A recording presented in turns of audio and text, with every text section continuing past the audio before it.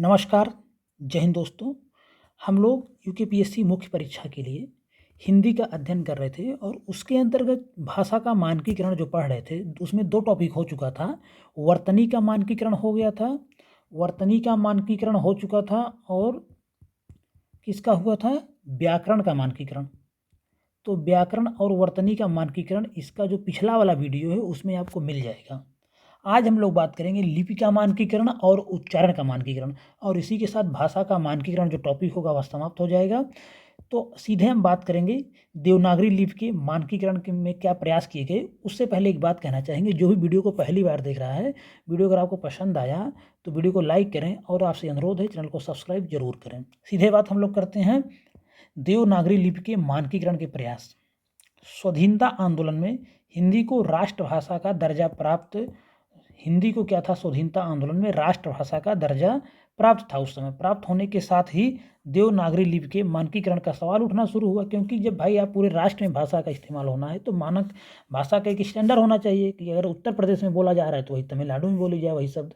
तो इसीलिए स्टैंडर्ड जो भाषा का स्टैंडर्ड होता है या भाषा का मानकीकरण, उसके प्रयास किए गए। तो स्वाधीनता आंदोलन में हिंदी को राष्ट्रभाषा का दर्जा प्राप्त होने के साथ ही देवनागरी लिपि के मानकीकरण का सवाल उठना शुरू हुआ। इस संबंध में कई व्यक्तिक और संस्थागत प्रयास हुए, जिनकी संक्षिप्त चर्चा इस प्रकार से है। व्यक्तिक प्रयास में देखा जाए तो सबसे पहला प्रयास संभवतः बाल गंगाधर तिलक ने किया, जिन्होंने अपने पत्र केसरी के लिए, याद रखना इनका पत्र है केसरी, के लिए फॉन्ट तैयार किया, जिसे तिलक फॉन्ट के रूप में प्रसिद्धि मिली। इस फॉन्ट में अनावश्यक संकेतों को काट छांट दिया गया और पूरी देवनागरी लिपि के लिए 190 टाइपों का फॉन्ट सामने आया। उसके बाद 20वीं शताब्दी के आरंभ में ही जस्टिस शारदा चरण मित्र ने लिपि विस्तार परिषद का निर्माण किया। फैक्ट तो जरूर, उसको जब भी एग्जाम में आएगा फैक्ट आप जरूर डालेंगे, तभी प्रभाव आपके उत्तर का होगा, जिसका उद्देश्य सभी भारतीय भाषाओं के लिए एक लिपि का निर्माण करना था। तो 20वीं शताब्दी के प्रारंभ में ही जस्टिस शारदा चरण मित्र ने लिपि विस्तार परिषद का निर्माण किया, जिसका उद्देश्य सभी भारतीय भाषाओं के लिए एक लिपि का निर्माण करना था। देवनागरी में वह ऐसे सुधार करने के पक्ष में थे जिससे अनेक भारतीय भाषाओं के सारे संकेत भी इसी लिपि में समाहित हो जाएं। 20वीं सदी के आरंभ में ही सावरकर बंधुओं ने स्वरों के लिए आ की 12 खड़ी तैयार की। इसमें सारे स्वरों को आ से ही मात्रा जोड़कर लिखा जाता, जैसे ई, ए, ऐ, उ, ये सब चीज़ें हुआ आदि। यह प्रयोग महाराष्ट्र में काफ़ी प्रचलित हुआ। महात्मा गांधी ने भी अपने पत्र हरिजन सेवक में इस शैली का प्रयोग किया। तो ये तीसरा पॉइंट भी बहुत महत्वपूर्ण है, इस फैक्ट को भी दिखाएंगे। अन्य व्यक्तिक प्रयासों में बात करें तो काशी के श्रीनिवास का प्रयास महत्वपूर्ण है। उन्होंने सुझाव दिया कि सारे जो महाप्राण व्यंजन होते हैं उनको हटा दिया जाए तथा अल्प प्राण व्यंजनों के नीचे यश का संकेत करके ही महाप्राण व्यंजनों को व्यक्त कर दिया जाए। जैसे इसको देख लेंगे आप, डैट करके है, प्रश्नवाचक चिन्ह है, फिर इक्वल टू है, भा, फिर इक्वल टू बराबर खा, ऐसा कुछ करके दिया हुआ है। तो इस फैक्ट को भी देख लेंगे आप। उसके बाद डॉक्टर गोरखनाथ का सुझाव भी इस दृष्टिकोण से बहुत महत्वपूर्ण था। डॉक्टर गोरखनाथ का सुझाव इस दृष्टि से बहुत महत्वपूर्ण था। उन्होंने कहा कि मात्राओं के वर्णों के ऊपर नीचे दाएं बाएं होने से जो समस्या पैदा होती है, उसके निराकरण के लिए मात्राओं को वर्णों के बाद अलग से दाहिनी ओर लिख देना चाहिए। जैसे दा है, अगर उससे बड़ी की मात्रा लगा तो उसको बाईं तरफ दाहिनी तरफ लिख दिया गया। फिर पा है, जैसे तो पा के दाएं तरफ आ की मात्रा अलग से लिख दी जा रही है। तो ये सब इन्होंने कहा कि इसको भी आप दिखाएंगे। डॉक्टर श्याम सुंदर दास ने अनुस्वार के प्रयोग को व्यापक बनाकर देवनागरी को सरल बनाने का सुझाव दिया। विशेष रूप से इंग्या जो शब्द लिखा जाता है हलत लगा के, तथा इया के स्थान पर अनुस्वार का प्रयोग किया जाना चाहिए, क्योंकि ये संकेत काफ़ी जटिल होते हैं, जटिल वास्तव में होते हैं। ऐसा करने से उच्चारण तो समान ही रहेगा पर लिपि सरल हो जाएगी, ठीक ना। जैसे गंगा पहले ऐसे लिखा जाता रहा होगा, अब जब मानकीकरण हो गया तो गंगा का शुद्ध रूप हम लोग इसका इस्तेमाल करते हैं। चंचल जैसे हो गया, अब हम लोग चंचल वर्तमान में इस तरह लिखते हैं। तो ये सब हुआ ये सब फैक्ट भी आप दिखाएंगे। अब हम बात करेंगे कुछ संस्थागत प्रयासों के बारे में। संस्थागत प्रयासों में सबसे पहला प्रयास 1935 में हिंदी साहित्य सम्मेलन की ओर से हुआ। सम्मेलन में इस वर्ष महात्मा गांधी के सभापतित्व में नागरी लिपि सुधार समिति बनाई, जिसके संयोजक काका कालेलकर थे। समिति की प्रमुख सिफारिशें यह थी कि सावरकर बंधुओं द्वारा सुझाई गई 12 खड़ी को स्वीकार किया जाए। धा और भा में गुजराती घुंडी लगाई जाए, कुछ इस तरह से। गा व्यंजन संयोग में ऊपर नीचे की स्थिति को समाप्त कर दिया जाए।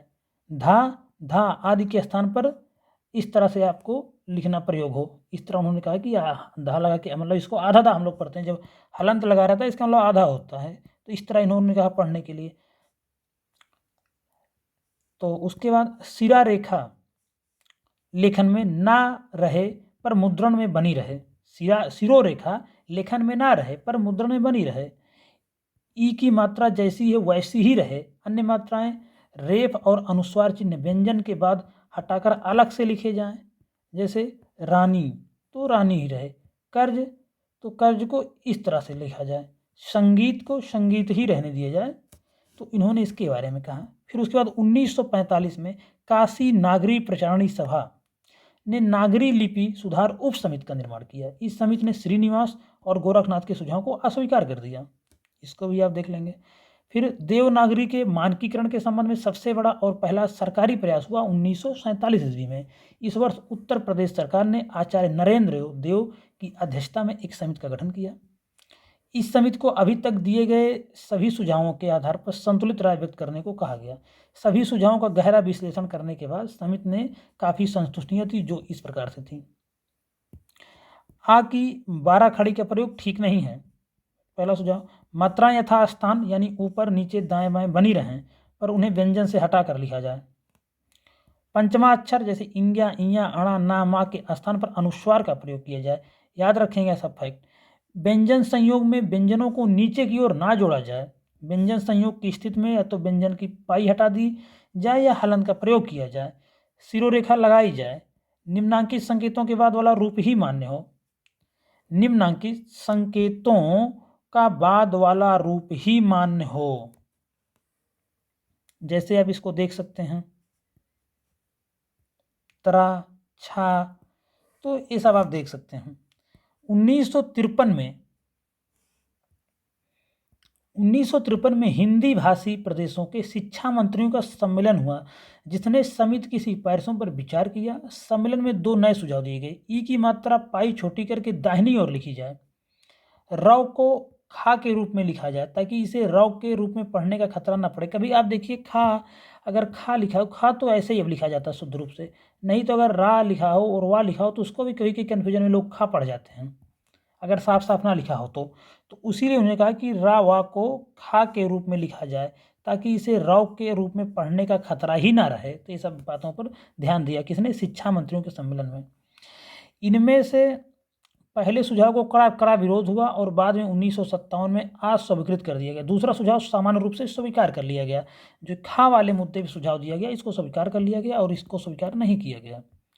उसके बाद भारत सरकार ने 1955 ईस्वी में इन सुझावों को मान्यता दे दी है। राजकीय संदर्भ में भाषा प्रयोग में लिपि के इन्हीं नियमों को स्वीकार किया जाता है। भारत सरकार के शिक्षा मंत्रालय ने इस दिशा में कई स्तरों पर प्रयास किया। सन 1966 में मानक देवनागरी वर्णमाला प्रकाशित की गई। इसमें मूलतः उन वर्णों पर ध्यान दिया गया जिनको एकाधिक तरीके से लिखा जाता था। ऐसे वर्णों के लिए एक रूप निश्चित कर दिया गया। इसी मंत्रालय की ओर से 1967 में हिंदी वर्तनी का मानकीकरण का प्रकाशन हुआ। किस मंत्रालय द्वारा? भारत सरकार के शिक्षा मंत्रालय के द्वारा। भारत सरकार के शिक्षा मंत्रालय के द्वारा 1967 में हिंदी वर्तनी का मानकीकरण का प्रकाशन हुआ। ध्यानपूर्वक विश्लेषण करें तो हम पाते हैं कि देवनागरी के मानकीकरण के प्रयासों को काल के हिसाब से 3 चरणों में विभाजित किया जा सकता। पहला चरण, यह चरण 1900 ईस्वी के आसपास से 1940 ईस्वी तक चला। इस दौर में ये प्रयास प्रायः व्यक्तिगत स्तर पर हुए और प्रारंभिक अवस्था में रहे। दूसरा चरण, यह चरण 1941 ईस्वी में हिंदी साहित्य सम्मेलन प्रयाग के प्रयासों से आरंभ हुआ तथा 1959 ईस्वी तक चला। इस दौर में प्रयासों की प्रकृति संस्थागत रही, पर ये प्रयास निजी संस्थाओं तथा राज्य सरकारों द्वारा ही प्रायः किए गए। तीसरा चरण, यह चरण 1961 ईस्वी में शिक्षा मंत्रालय द्वारा अखिल भारतीय स्तर पर गठित मानकीकरण समिति से आरंभ हुआ और आज तक चल रहा है। इस दौर में प्रयासों की कमान सरकारी क्षेत्र के पास रही और प्रकृति अखिल भारतीय रही। तो इस तरह से लिपि का मानकीकरण यहाँ पे समाप्त होता है। 5 नंबर का प्रश्न यहाँ से आ सकता है लिपि के मानकीकरण से। तो जो भी आप 4 से 6 महत्वपूर्ण फैक्ट याद कर लेंगे वही बहुत रहेगा, उतना आपको अच्छे से दिखा देना है। पूरे इतना सारा फैक्ट आपको नहीं याद करना जितना हमने भाषा के मानकीकरण में बताया आपको।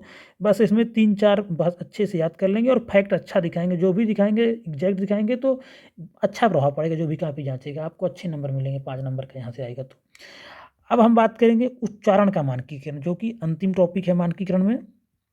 एक बात और कहना चाहेंगे, वीडियो आप पूरा ही देखें, वीडियो लाइक करें और चैनल को सब्सक्राइब जरूर करें।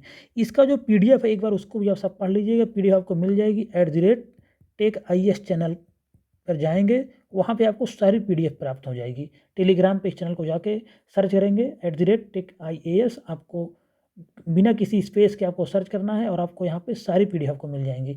हिंदी का हो बहुत सारे PDF आपको यहाँ पे हमेशा मिलते रहेंगे, तो आप इस चैनल को जरूर ज्वाइन कर लीजिए। सीधे हम बात करेंगे उच्चारण का मानकीकरण। ध्वनियों और उनके संकेतों, पहला जो हुआ है, प्रत्येक स्वनिम के लिए स्वतंत्र संकेत होना ही चाहिए। देवनागरी में ए आ के लिए स्वतंत्र संकेत नहीं है, जबकि ए और ओ से अलग हैं। जबकि ए क्या हैं, आपने देखा होगा अगर हम लोग कभी इस तरह लिखते हैं तो इसका कोई अलग संकेत नहीं है। हालांकि हम लोग वर्ड पे थोड़ा जोर दे के बोल देते हैं, लेकिन इसको कहे कि हम ओ पढ़ दें, पो पढ़ दें, तो ऐसा नहीं संभव है। लेकिन जो ए लिखा है इसको हम लोग ए पढ़ते हैं, इसको हम लोग ओ पढ़ते हैं, तो इनके लिए स्वतंत्र संकेत है। उसके बाद हम बात करें, बहुत सी ध्वनियाँ ऐसी हैं जिनका उच्चारण अब हम भूल गए हैं। ऐसे ध्वनियों को हटा देने से भाषा सरल हो सकेगी। ऐसी ध्वनियाँ कौन है? लिर, री, खा या खाम। तो इसको मैं इसको खा पढ़ता हूँ पर्सनली, बाकी इसको सा ही पढ़ते हैं, लेकिन मैं इसको आज भी खा पढ़ता हूँ और बचपन से मैं खा ही से कैसे चला आया हूँ, जो इस तरह से सा लिखा जाता है पेट चीर के। हालांकि इसे सा ही लोग पढ़ते हैं। कुछ ध्वनियों का उच्चारण अन्य ध्वनियों के समान ही हो गया है, जैसे सा, ये देखिए आ गया सा, ए भी सा और ए भी सा, दोनों को एक ही शब्द निकल रहा है, लेकिन मैं खा पढ़ता हूँ इस जो पेट चीरने वाला सा होता है। री या री, अब देखिए इस री को री पढ़ते हैं हम ही लोग, बचपन से पढ़ते आ रहे हैं। ए री भी, ए भी समान समान है। तत्सम शब्दों को छोड़कर ऐसे संकेतों का प्रयोग नहीं किया जाना चाहिए। तत्सम शब्दों में री भी प्रयोग किया जा सकता है, तो तत्सम शब्दों में प्रयोग हो और कहीं ऐसे प्रयोग ना हो, कहने का मतलब ये है। इंग्या और इया के स्थान पर, इंग्या और इया के स्थान पर समान रूप से अनुस्वार का प्रयोग किया जा सकता है, पर ये संकेत भाषा में बने रहने चाहिए। इंग्या और इया भी भाषा में बने रहना चाहिए। कारण यह है कि संस्कृत के कुछ शब्दों जैसे वांग्मय अगर लिखना हो तो आप चंद्र की बिंदी से काम ही नहीं चला सकते हैं, तो वांग्मय इनके बिना नहीं लिखे जा सकते हैं। तो इंग्या और इया के स्थान पर समान रूप से हम अनुस्वार का प्रयोग तो कर सकते हैं, लेकिन ये संकेत भाषा में बने रहने चाहिए। कारण यह है कि संस्कृत के जो कुछ शब्द हैं, जैसे कि वांग्मय बताया इन्होंने एग्जाम्पल में, तो वांग्मय हम बिना इंग्या पे हलंत लगाए कर ही नहीं सकते हैं। इंग्या के बिना, इनके बिना नहीं लिख सकते हैं। इसके अतिरिक्त उत्तर पूर्वी भारत, तिब्बत तथा बर्मा की भाषा में बहुत से शब्द इन ध्वनियों के प्रयोग से ही बनते हैं। अखिल भारतीय लिपि के रूप में स्थापित होने के लिए देवनागरी को एक ध्वनि संकेत बनाए रखने चाहिए। कौन कौन? इंग्या और इया के बारे में बात हो रही। अब हम बात करेंगे अगला पॉइंट, डॉक्टर, फॉर्म जैसे शब्दों में आ के ऊपर अर्धचंद्र लगाने की परंपरा ही चल पड़ी है, जो एकदम ठीक है। कारण यह है कि ध्वनि आ और ओ की मध्यवर्ती है। यह जो ध्वनि है वह आ और ओ की मध्यवर्ती है तथा इन दोनों से इतनी अलग है कि इसके लिए विशेष संकेत होना ही चाहिए। उसके बाद हम बात करेंगे जा, फा ध्वनियाँ अंग्रेजी और फारसी दोनों भाषाओं में प्रयुक्त होती हैं। जा जो होता है और फा, यह दोनों ध्वनि अंग्रेजी और फारसी दोनों में प्रयुक्त होती है। हिंदी में भी प्रायः विद्वान इनका प्रयोग करते हैं, जो कि स्वीकृत होनी चाहिए, जैसे गजल, जीरो, फेल, फोटोवा। तो जा और फा फारसी में प्रयोग हो रही है, अंग्रेजी में प्रयोग हो रही है। फारसी ध्वनियाँ कौन कौन सी हैं? का, खा, गा।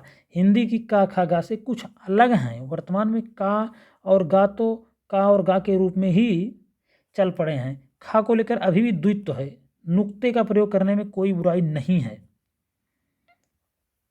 उसके बाद हम बात करेंगे देवनागरी के मानकीकरण का एक पक्ष सार्वदेशिक या अखिल भारतीय लिपि के रूप में इसका विकास करने से संबंधित है। ऐसा करने के लिए निम्नलिखित भाषाओं के ये चिन्ह संकेत जोड़े जाने चाहिए। यद्यपि शिक्षा मंत्रालय का केंद्रीय हिंदी निदेशालय सैद्धांतिक रूप से यह कर चुका है, पर अभी तक प्रचलन में ये संकेत स्वीकृत नहीं हुए। जैसे उर्दू में आ, सिंधी में गा जा डा बा दा, बांग्ला में या, यह असमिया में प्रयुक्त होता है। दक्षिण भारतीय में रा सा ना या रा खाना, कश्मीर में आ छा जा, ये सब का भी प्रयोग होना चाहिए। उसके बाद बात करेंगे अनुस्वार और अनुनासिक के बारे में। अनुस्वार के प्रयोग के संबंध में ध्यान रखना चाहिए कि जहाँ व्यंजन संयोग अपने ही वर्ग के किसी व्यंजन के साथ हो रहा हो, वहाँ अनुस्वार का प्रयोग होना चाहिए। जैसे संबंध, जामवंत। परंतु जहाँ पंचम अक्षर का प्रयोग अपने वर्ग के अतिरिक्त किसी और वर्ण के साथ हो रहा हो, वहाँ पंचम अक्षर ही होगा अनुस्वार में। जैसे उन्मत्त, जघन्य, अन्याय, इस पर ध्यान दे लेंगे एक बार। इसके बाद देखेंगे जहां अनुनासिकता का प्रयोग हो वहां चंद्रबिंदु का प्रयोग जरूर करना चाहिए। जैसे हंसना, भंवर, आंख आदि। परंतु जहां कोई मात्रा ऊपर की ओर लगी हो वहां चंद्रबिंदु के स्थान पर केवल बिंदु लगाकर लेंगे। जैसे बतखें, सांसें, महिलाओं इत्यादि। आपने समझा इस पॉइंट को? बहुत आसान पॉइंट है। क्या कह रहा है? जहां अनुनासिकता का प्रयोग हो वहां चंद्रबिंदु का प्रयोग जरूर कर देना चाहिए। जैसे हंसना, भंवर। हंसना अगर आप ऐसे लिख देंगे तो कोई गलत नहीं है, लेकिन देखिए अच्छा नहीं लग रहा है, तो हंसना हम लोग ऐसे लिखते हैं। उसी तरह आँख, आँख बहुत लोग ऐसे ही लिख देते हैं, बहुत जगह लिखी रहती है इस तरह आँख, लेकिन अगर चंद्र ऐसे लगा देते हैं अर्धचंद्र, तो ये बहुत सम्मानजनक लगता है। लेकिन जहाँ कोई मात्रा ऊपर की ओर लगी हो किसी भी वर्ड शब्द में, वहाँ चंद्रबिंदु के स्थान पर केवल बिंदु लगाकर लिखना चाहिए। जैसे बतखें, इसमें एक मात्रा ऊपर की ओर लगी हुई है, तो यहाँ अब बतखें ऐसे लिखी हुई हैं, देख लीजिए एक बार आप, वो सही लिखा हुआ। अब यहाँ इस तरह करने की आवश्यकता नहीं है, यहाँ पे अर्धचंद्र लगाने की आवश्यकता नहीं है, बतखें यही सही है। इसको भी थोड़ा ध्यान दे लेंगे। हम बात करें संयुक्त व्यंजन में, छत्रिज्ञा को सामान्यतः इसी रूप में स्वीकार किया जाना चाहिए, स्रा को भी अलग ही रखना चाहिए। यदि खड़ी पाई वाला व्यंजन संयोग में आधा हो तो सामान्यतः पाई हटा देनी चाहिए। जैसे बा प्लस धा हो, ऐसे कर दिया जाए, जिसमें प्रारब्ध देख लीजिए। वा प्लस या हो व्यय, अब व्यय देख लेना चाहिए। ता प्लस या है त्या, जैसे अंत्यज, इस तरह। यदि का या फा आधे हो रहे हों तो अंत का अकुड़ा हटा देना चाहिए। थोड़ा हिंदी के क्लिष्ट शब्द हैं, इसको आप लोग देख लीजिएगा। मैं भी इन सब शब्दों को पहली बार ही पढ़ रहा हूँ, क्योंकि भाषा का मानकीकरण ही पूरा नया टॉपिक है, तो कुछ आपको इसमें देख कर चलना पड़ेगा।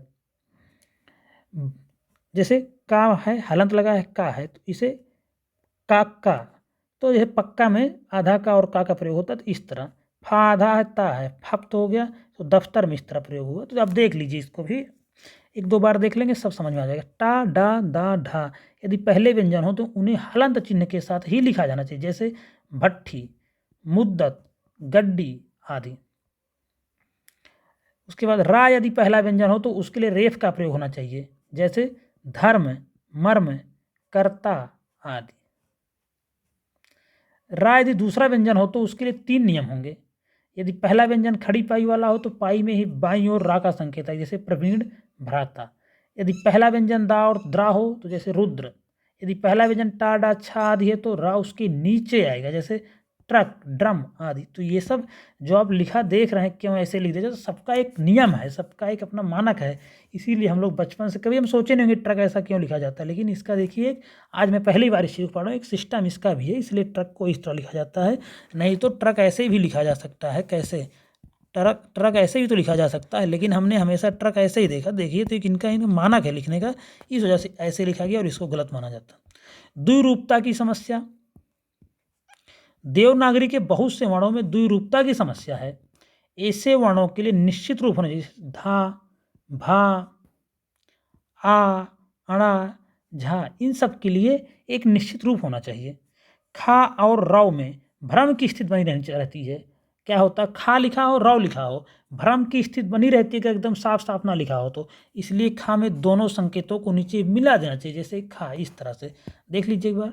जैसे रव लिखा है, खा जैसा लग रहा है, इसीलिए कहा जा रहा है कि खा में दोनों संकेतों को नीचे मिला देना चाहिए। अब यह खा हो गया या रव हो गया। अन्य सुझाव: मात्राओं का प्रयोग पूर्ववत किया जाना चाहिए।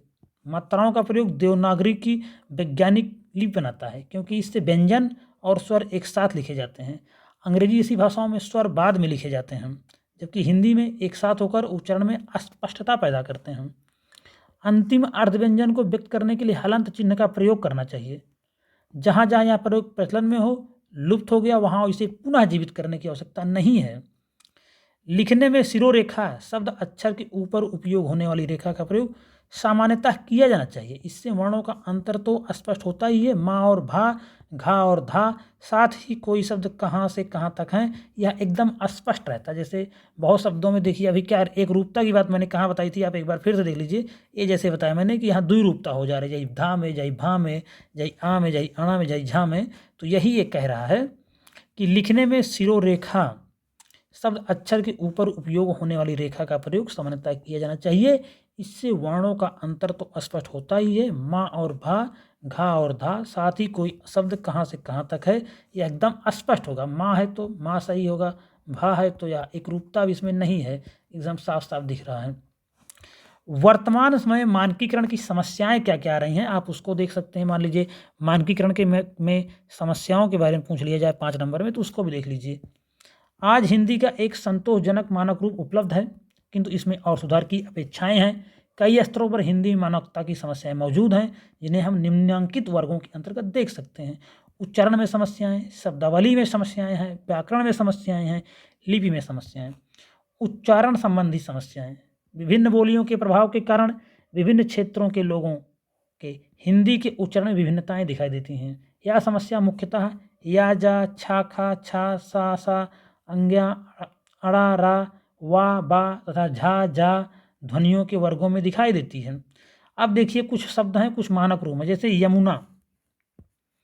यमुना एक मानक रूप है, जमुना पहले पढ़ते थे, यह मानक रूप नहीं है। एग्जाम्पल आपको जिसको दिखा देंगे चार चार, बहुत अच्छा प्रभाव पड़ेगा एग्जामिनर के ऊपर, जो भी कॉपी चेक करेगा। मुझे तो मुझे सही होगा, अड़े अड़े नहीं सही होगा, अरे सही होगा। शीशा गलत है, शीशा यह सही है। संगम यह गलत है, यह सही है। वचन गलत है, वचन लिखा है, वचन मानक है। नीत गलत है, नीति मानक है। गलती गलत है, गलती मानक है। रीति गलत है, रीति सही है। सड़क सही गलत है, सड़क मानक। शहर गलत है, शहर मानक रूप है। लक्ष्मण, लखन यह सब गलत रूप है, लक्ष्मण इसका मानक रूप आया। क्षमा गलत है, क्षमा इस तरह मानक आया। जजमान गलत है, जजमान का यजमान मानक रूप है। शब्दावली संबंधी समस्याएं: शब्दावली के मानकीकरण की समस्या को शब्दावली के विभिन्न स्तरों पर उठाया गया, जैसे लोक भाषा, साहित्यिक भाषा तथा राजभाषा की शब्दावलियों के स्तर पर।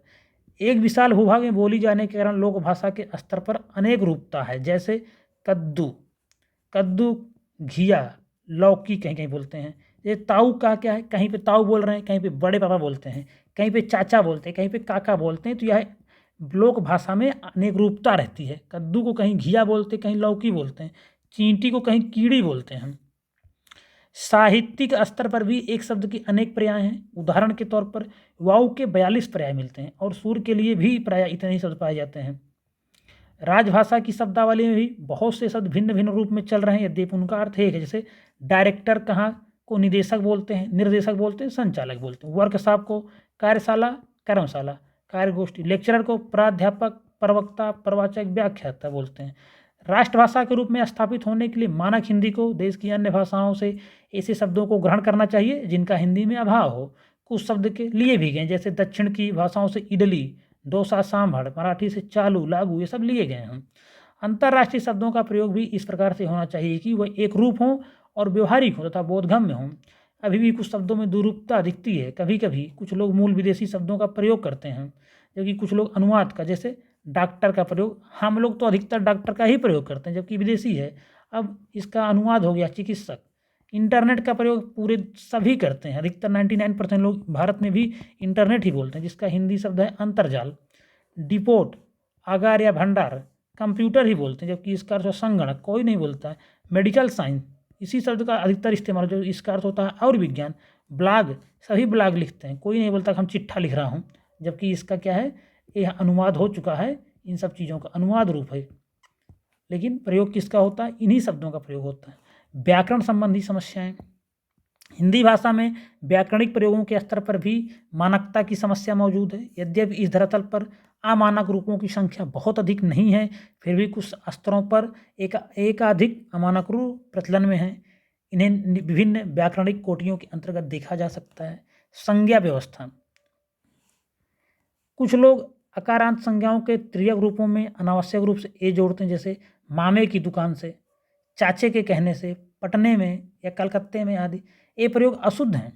इसके स्थान पर अकारांत शब्द का ही प्रयोग किया जाना चाहिए। संज्ञाओं के स्तर पर अमानकता की एक समस्या अवधि में भी दिखती है। इसमें संज्ञा के 3 रूप प्रयोग में, जैसे लड़का, लड़कवा, लड़कौना। तो हम लोग अवध के हैं, हमारे यहाँ आप देखेंगे ऐसे ही बोला जाता है कि लड़कों को बुलावा हो, लड़कौना। शेष बोलियों में संज्ञा का एक ही रूप चलता है, जो कि मानक भी है। कारक व्यवस्था। कर्ता कारक के लिए पश्चिम में हमने जाना है, मैंने खाना है जैसे प्रयोग चलते हैं, और पूर्व में हमको जाना है, हमको खाना है। पूर्वी प्रयोगों में संदेह बना रहता है, जैसे हमको सीता को गाड़ी में बैठाना है तथा हमको उसको गणित पढ़ाना है। वाक्यों में कर्ता तथा कर्म कारक का निर्णय अस्पष्ट है, इसीलिए पश्चिमी प्रयोग अधिक स्पष्ट है, इसको भी देख लेंगे। वचन व्यवस्था। वचन व्यवस्था में कई अमानक रूप दिखाई पड़ते हैं। पूर्वी हिंदी में तुम तथा हम का प्रयोग एक वचन में होता है, जबकि पश्चिमी हिंदी में बहुवचन में।